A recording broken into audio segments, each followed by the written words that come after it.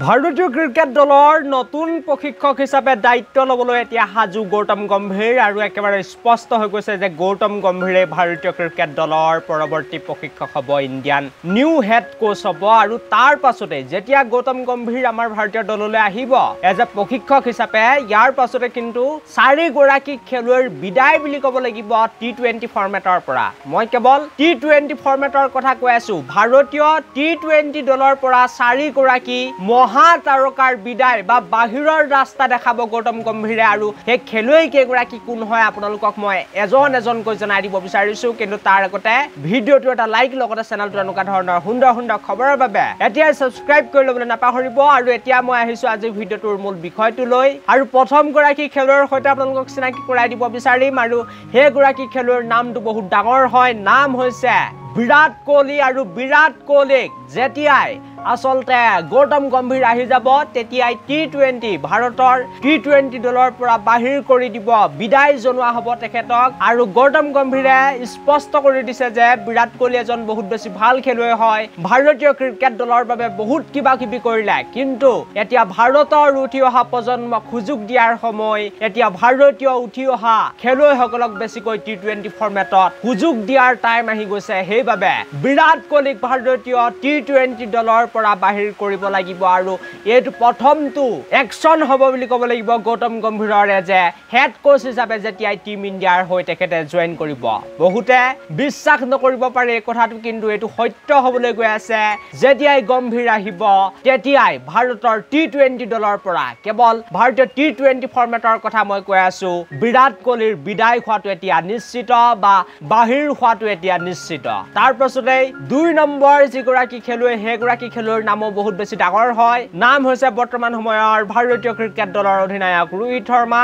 আৰু ৰোহিত শৰ্মাকো ভাৰতৰ টি20 দলৰ পৰা বাহিৰৰ ৰাস্তা দেখুওৱা হ'ব যেতিয়াই গৌতম গম্ভীৰ আহিব আৰু এজন নতুন কেপ্টেইন গৌতম গম্ভীৰে বনাবলৈ গৈ আছে সেইজন হৈছে হাৰ্দিক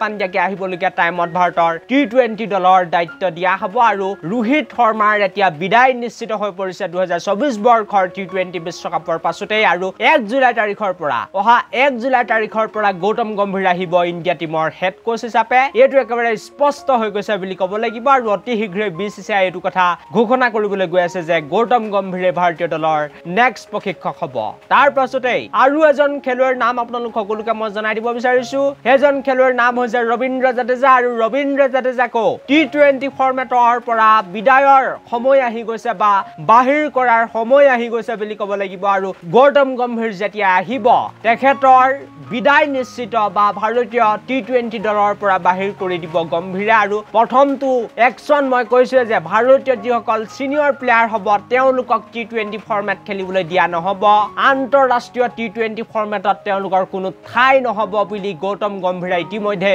BCCIৰ সৈতে কথা পাতিছে বা 5টা গৈ চৰ্ত এতিয়া গৌতম গম্ভীৰে ৰাখিছে সেই 5টা চৰ্ত এতিয়া BCCI মানি লৈছে বুলি জানিব পৰা গৈছে গতিকে তেখেতৰ এটো বহুত বেছি ডাঙৰ একচন হ'বলৈ গৈ আছে আহিবলগীয়া টাইমত তাৰ পাছতে আৰু এজন খেলুৱৈৰ নাম আপোনালোক সকলোকে মই জনাই দিব বিচাৰিছো নাম হৈছে মহম্মদ শামি আৰু মহম্মদ শামিকো ভাৰতৰ টি20 দলত গৌতম গম্ভীৰে ৰাখিব বিচৰা নাই 2027 চনৰ যি এদিনীয়া বিশ্বকাপ আহি আছে তাৰ লগতে টেষ্ট